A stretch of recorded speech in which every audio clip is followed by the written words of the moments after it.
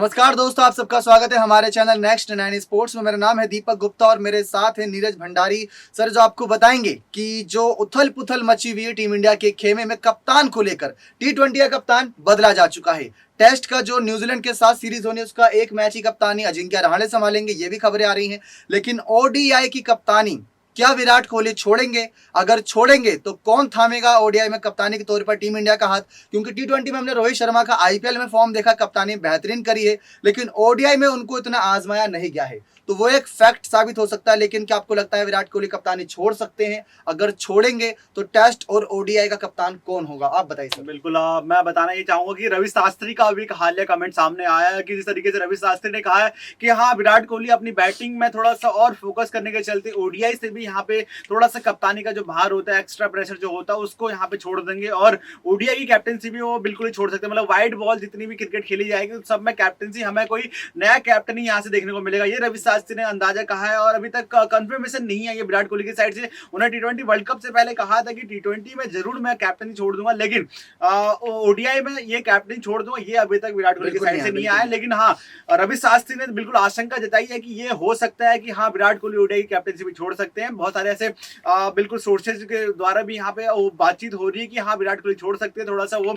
अपने टेस्ट में बैटिंग करने के चलते कि जो अभी हालिया फॉर्म इतना विराट कोहली का चलता हुआ नहीं आ रहा है, सत्तू का सूखा जो 1-2 सालों से लगातार हमको देखने को मिल रहा है। भले ही 50 मार रहे हैं, लेकिन वो जिसके नाम से यहाँ विराट कोहली इस नाम के लिए जाने जाते हैं, run machine, run chase master जिसके नाम से जाने, तो वो अभी तक दिखा नहीं है विराट कोहली के बल्ले से। तो उस पर फोकस करने के चलते मुझे लगता है कहीं ना कहीं विराट कोहली का ये डिसीजन बहुत जल्दी हमारे सामने आने वाला है। हमें ओडीआई में नया कैप्टन, नया कोच तो हमें मिल ही गया है, प्लस टी20 में रोहित शर्मा जो है उनको भी ओडीआई की कैप्टनसी प्रॉपर मिल सकती है। मतलब व्हाइट बॉल में अब हमें जो कैप्टन दिखेगा वो रोहित शर्मा प्लस कोच है राहुल द्रविड़। तो पहले ही एक बात सामने आई थी कि अगर टेस्ट में हम अलग कप्तान देखेंगे, ओडीआई में अलग कप्तान देखेंगे और टी20 में अलग कप्तान देखेंगे, तो टीम इंडिया के लिए बेहतर अपॉर्चुनिटी होगी स्प्लिट कैप्टनसी के तौर पर। लेकिन काम बढ़ जाएगा, वर्कलोड बढ़ जाएगा राहुल द्रविड़ का। उनको तीनों कप्तानों को अलग अलग समय देना होगा, अलग अलग रणनीतियां बनानी होगी, अलग अलग खेल है, अलग अलग फॉर्मेट है, तो वो राहुल द्रविड़ की भूमिका बहुत उसमें अहम रहेगी। लेकिन अगर रवि शास्त्री ने यह मुद्दा उठाया कि विराट कोहली कप्तानी छोड़ सकते हैं, तो शायद इस समय अगर देखा जाए साल 2017 से जब से रवि शास्त्री ने कोचिंग संभाली थी टीम इंडिया की, विराट कोहली से ज्यादा उनके नजदीक कोई भी नहीं था, तो उनसे बेहतरीन इनको कोई नहीं पढ़ पाएगा। और जाते जाते एक हिंट तो दे दिया रवि शास्त्री ने कि तैयार हो जाइए, ओडीआई का ये भी नया कप्तान मिलने वाला है। और ये वैसे देखा जाए तो अच्छी बात भी है।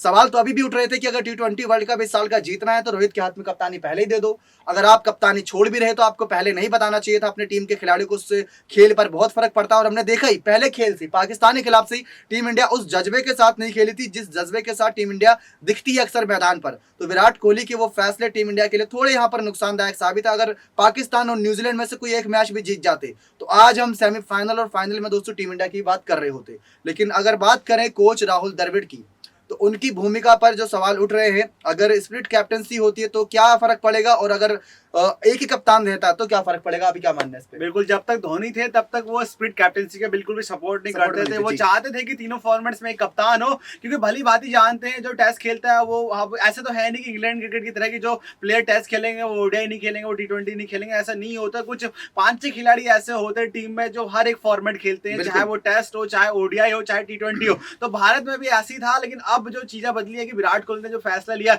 इससे पहले अगर विराट कोहली फैसला नहीं लेते तो शायद ऐसा कहीं देखने को नहीं मिलता हमें स्प्लिट कैप्टनसी, ना हमें रोहित शर्मा को ऐसा मौका देते हुए देखने को मिलता। लेकिन आपने बात की कि हाँ, क्या फर्क पड़ेगा अगर अलग अलग कैप्टनसी होगी, अलग अलग अगर इंसान सामने आ गए राहुल द्रविड़ के, तो वो हर एक कप्तान को समझाने की जिम्मेदारी जो होती है वो अलग अलग होती है। हर किसी का माइंडसेट अलग होता है। रोहित शर्मा अलग तरीके से सोचते हैं, विराट कोहली अलग तरीके से सोचते हैं। तो अगर राहुल द्रविड़ को यहाँ पर थोड़ी डिफिकल्टीज होगी, लेकिन दोनों ही कप्तान एक्सपीरियंस है। चाहे विराट कोहली की बात करें, विराट कोहली टेस्ट में सबसे ज्यादा सफलतम कैप्टन है भारत की साइड से। अगर टी20 की बात करें और ओडीआई की बात करें तो अभी तक रोहित शर्मा का भले ही हमने देखा कि मुंबई इंडियंस की साइड से कैप्टनसी करते हुए, लेकिन 5 बार किताब मुंबई के जिता चुके हैं। मतलब अच्छा खासा एक्सपीरियंस टी20 फॉर्मेट्स का वो रोहित शर्मा के पास भी है। लेकिन आप कहेंगे कि हाँ, वो फ्रेंचाइजी क्रिकेट अलग होती है, आईपीएल अलग होता है, और अपनी साइड से, अपनी कंट्री की साइड से रिप्रेजेंट करना वो अलग बात होती है। लेकिन कहेंगे एक्सपीरियंस मायने रखता है कि हाँ, किस तरीके से सिचुएशन में किस तरह से प्लेयर को यूज करना होता है, तो वो रोहित शर्मा अच्छी तरीके से जानते हैं। राहुल द्रविड़ को पता है कि हाँ मुझे कहाँ पे एडवाइस देनी है, लोगों को कहाँ पे क्या चेंजेस करने हैं। एक बहुत बड़ा चेंज ये हो सकता है राहुल द्रविड़ के लिए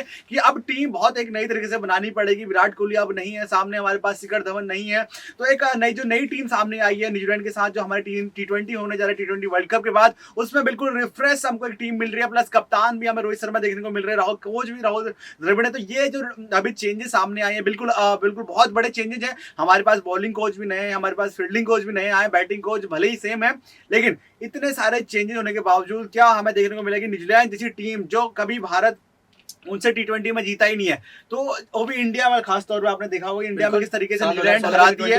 तो मुझे लगता है कहीं ना कहीं न्यूजीलैंड राहुल द्रविड़ और रोहित शर्मा पे बहुत बड़ी जिम्मेदारी यहाँ पे होने वाली है। ये बात तो बहुत सही है, लेकिन अगर जो नजरिया ये कहता है कि अगर मान लीजिए विराट कोहली ने वनडे से भी कप्तानी छोड़ी, टेस्ट से भी छोड़ी, मान लीजिए, हम तो नहीं चाहते छोड़ें, लेकिन अगर ऐसा करते हैं तो रोहित का देखा जाए वनडे में उनको एक्सपीरियंस है कप्तानी का, लेकिन टेस्ट में उनको 0, मतलब नील बटे सन्नाटा है। तो अजिंक्य रहाणे जो इस समय उप कप्तान की भूमिका में है और चेतेश्वर पुजारा है, तो क्या उनको हम कप्तान और उप कप्तान देखें? अगर ऐसा होता है तो फिर टेस्ट कैप्टनसी होगी। बिल्कुल टेस्ट कैप्टनसी में आपको बता दूं कि जो हमारे साथ न्यूजीलैंड के सामने जो हमारे मैच होने जा रहा है उसमें कैप्टन अजिंक्य रहाणे है, उन पे प्लस उन पे प्रेशर भी बहुत ज्यादा, उनका परफॉर्मेंस इतना अच्छा नहीं है। हमने हाल ही देखा था ऑस्ट्रेलिया में एक शतक मारा था, उसके बाद लगातार वो लैग कर रहे हैं अपनी बैटिंग में, उनका फॉर्म बहुत लैग कर रहा है, तो उसको वापसी करने का प्रेशर भी अजिंक्य रहाणे पे होगा। भले उन्होंने ऑस्ट्रेलिया में सीरीज उनके कैप्टनसी में जिताई थी, लेकिन उन पे बहुत बड़ा क्वेश्चन मार्क अभी भी उठ रहा है कि क्या वो बैटिंग कर पाएंगे इंडिया के पिचों पे भी, तो उनको उसका जवाब भी देना है। प्लस आपने कहा वाइस कैप्टन कौन रहेगा टेस्ट क्रिकेट में, तो जरूर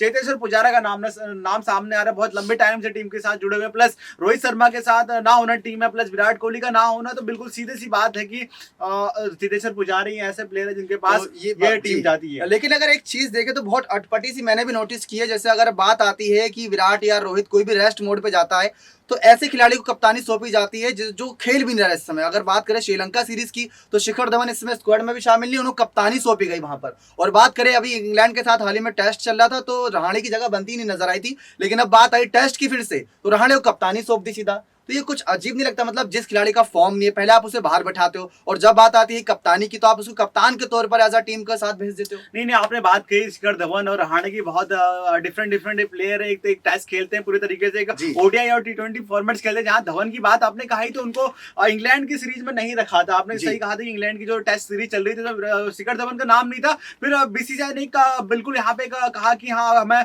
श्रीलंका के साथ खेलनी है सीरीज, तो जरूर हमको एक ए टीम बनानी पड़ेगी जिसमें शिखर धवन सबसे सीनियर माने जा रहे थे। भुवनेश्वर कुमार का वहां पर कमबैक हो रहा था, हार्दिक पांड्या का वहां पे कमबैक हो रहा था, तो मुझे लगता है कहीं ना कहीं शिखर धवन को उससे एक अच्छी अपॉर्चुनिटी थी वहां पे उनको, और उन्हीं को दिया गया कैप्टनसी को, बिल्कुल सीधा सा वहां पे अंदेशा दे दिया था बीसीसीआई ने। जहां बात करें अजिंक्य रहाणे की, अजिंक्य रहाणे बहुत लंबे टाइम से टेस्ट क्रिकेट खेलते हुए आ रहे हैं, प्लस टेस्ट क्रिकेट ही वो खेलते हैं, तो जिस तरीके से उनकी पारियां भी सामने आ रही है सब कॉन्टिनेंट में इस तरीके से वो खेलते हैं, तो उसका विश्वास जरूर बीसीसीआई ने अभी भी उन पर जताया हुआ है। अब उस विश्वास को तोड़ना नहीं चाहेंगे अजिंक्य रहाणे, और अच्छा प्रदर्शन यहाँ पे मुझे लगता है कि करके दिखाएंगे वो। तो एक बात तो तय है दोस्तों, अगर विराट कोहली टेस्ट से और T20 वनडे से भी कप्तानी छोड़ते हैं तो इतना तय है कि हमें स्प्लिट कैप्टनसी फिर भी देखने को मिल सकती है, क्योंकि रोहित इतनी जल्दी टेस्ट की कप्तानी शायद ही संभाले और टीम इंडिया उन्हें भी दे। और आपको जाते जाते एक अपडेट दे दे कि 17 नवंबर से शुरू हो रही है इंडिया वर्सेस न्यूजीलैंड की सीरीज। पहले T20 के मुकाबले, उसके बाद टेस्ट के मुकाबले खेले जाने, तो वो मिस नहीं करेगा। भले T20 वर्ल्ड कप से बाहर हो गई है टीम इंडिया, लेकिन as a captain Rohit Sharma और as a head coach Rahul Dravid देखने को मिलेंगे। तो आपकी राय में दोस्तों टीम इंडिया की वनडे और टेस्ट की कप्तानी कौन बेहतर कर सकता है इस समय? कमेंट सेक्शन खुले। T20 में तो रोहित है ही, वनडे और टेस्ट के लिए कमेंट करके जरूर बताएगा। तो खास पेशकश आज के लिए इतनी ही कि टीम इंडिया का अगला कप्तान कौन टेस्ट और वनडे में भी। धन्यवाद दोस्तों।